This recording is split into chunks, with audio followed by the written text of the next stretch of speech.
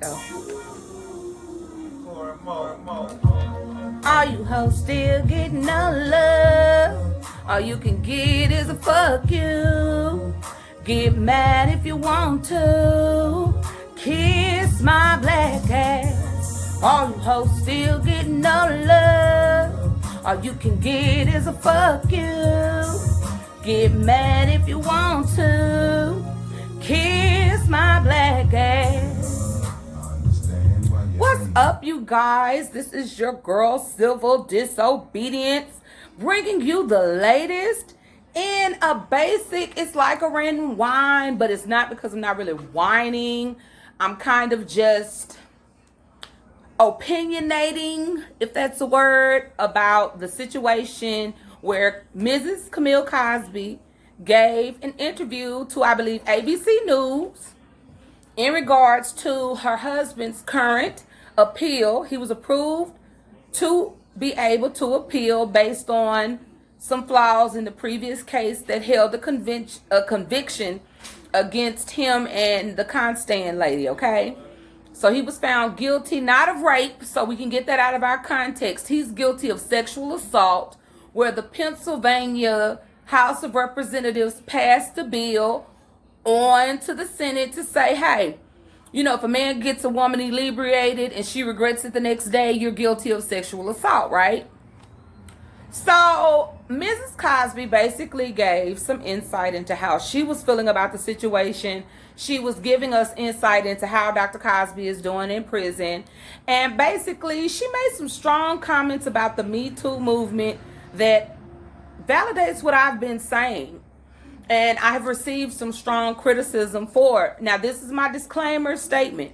I am in no way trying to say that I am in a licensed position to judge people who claim to be victims of some type of sexual abuse, assault, domestic abuse, assault or sexual assault out there in the streets, wherever it may happen. I am not trying to say that women are liars.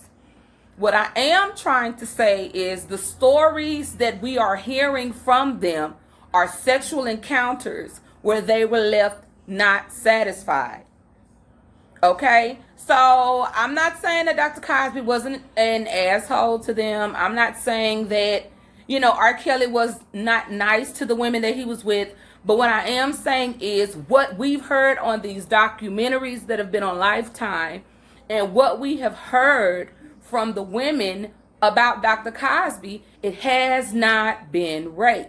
Yet no one has taken time to distinguish between an assault charge from having sex with a woman who was drunk, a charge where, you know, R. Kelly's been charged with sex with a minor, where you have to take in the precedents in a court of law. Were the parents privy to it? Were the parents condoning it? Did they consent to it? Like, none of this is being brought to the news, okay?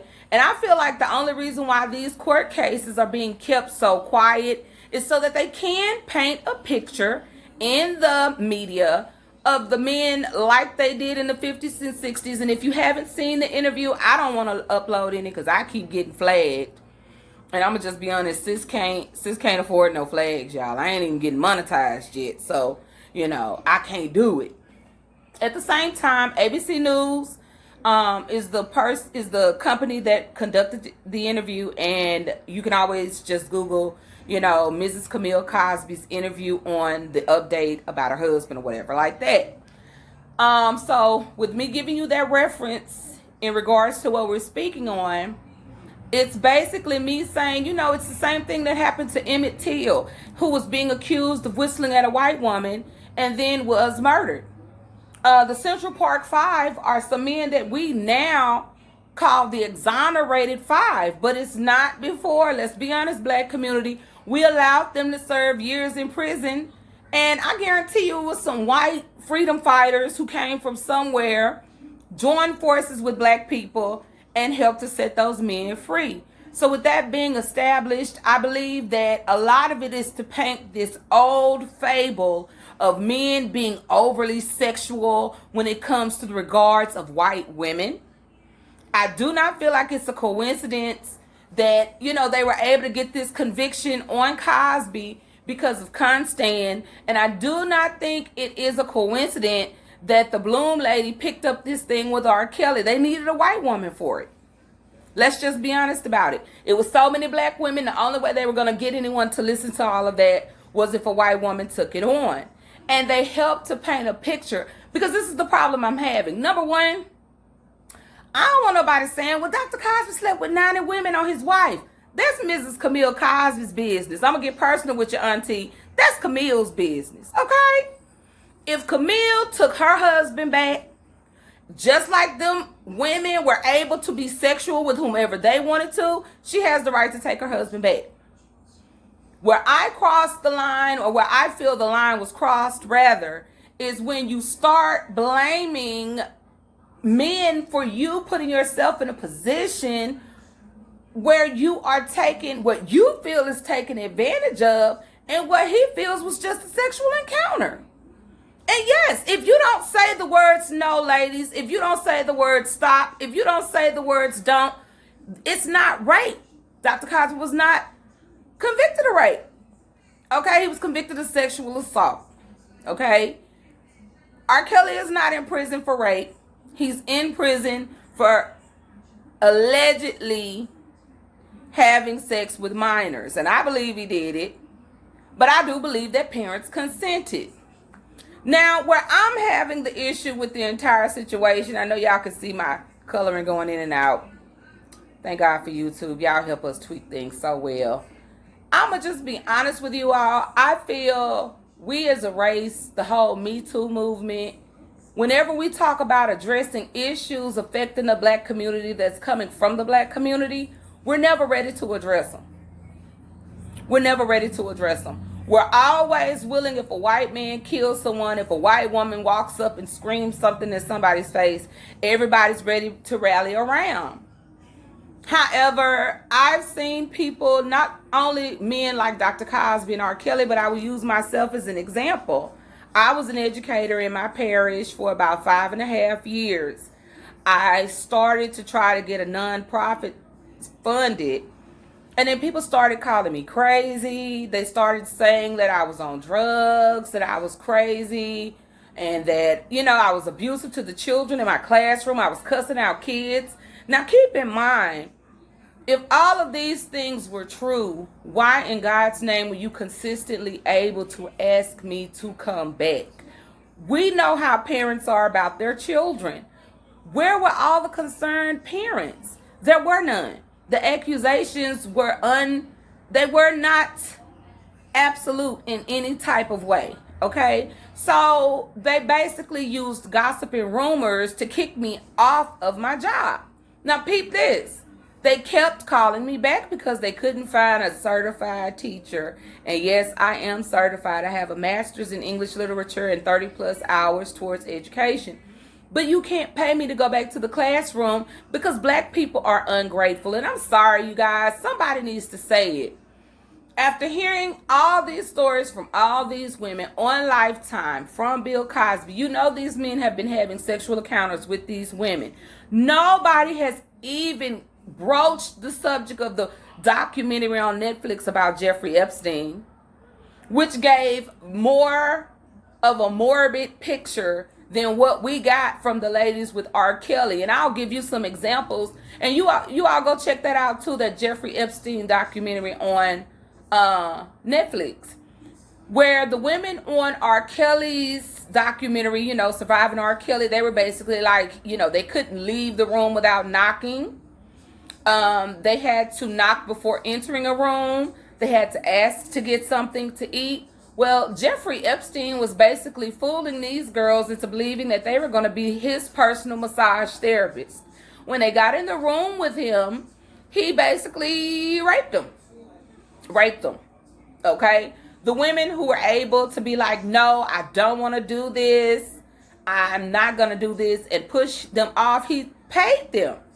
He says to them, I will give you $200 for every girl like you that you bring to me. And yes, these girls were underage. Okay? Not only that, but his live-in partner is also accused of procuring young girls, where Andrea Kelly had no part in it. So I feel like they sensationalized the stories of R. Kelly and Cosby simply to lose emphasis on that type of dirt from men like Epstein and Weinstein. And Black community, we allowed them to do that.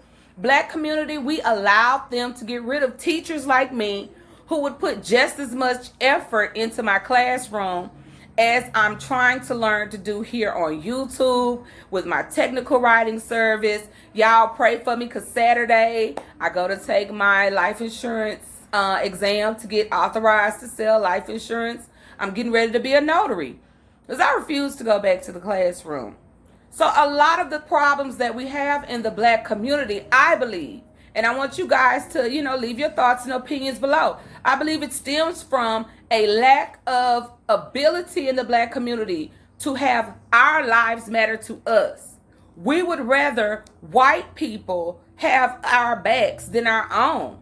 Okay? And like it's an election year, I've heard about certain people running for office in my state, and they're going to be trying to run for this and trying to run for that. Sweetheart, I don't care about the Black vote going to you. If you are a Black person who does not participate in community activities for wellness and improvement, if you are not one of those Black people who are out there sponsoring Little League teams, helping to get uniforms, shoes for these kids, if you're not one of these Black people who are helping to get children to vocational colleges, sponsoring scholarships, and helping to do fundraisers for the betterment of the people, you can stay at home.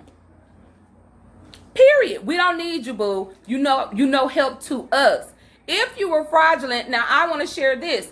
I tried to start a nonprofit, and I was met with so much once I was no longer in education. The disdain continued as I tried to get my nonprofit funded.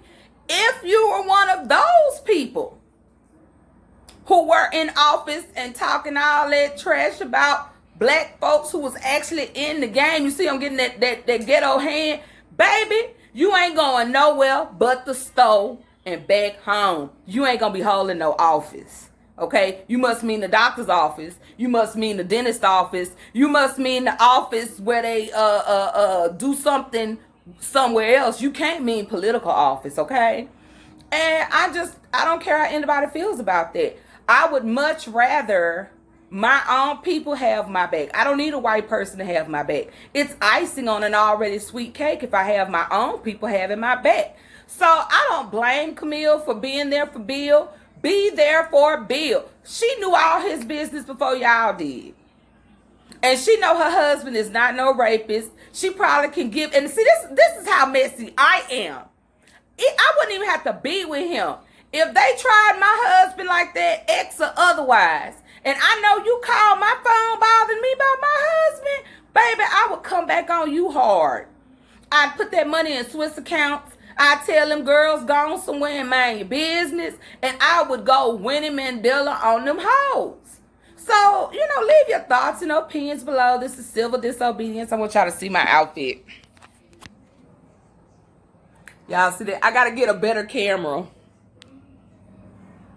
That stomach coming down, y'all. Y'all see that? Look, from this side.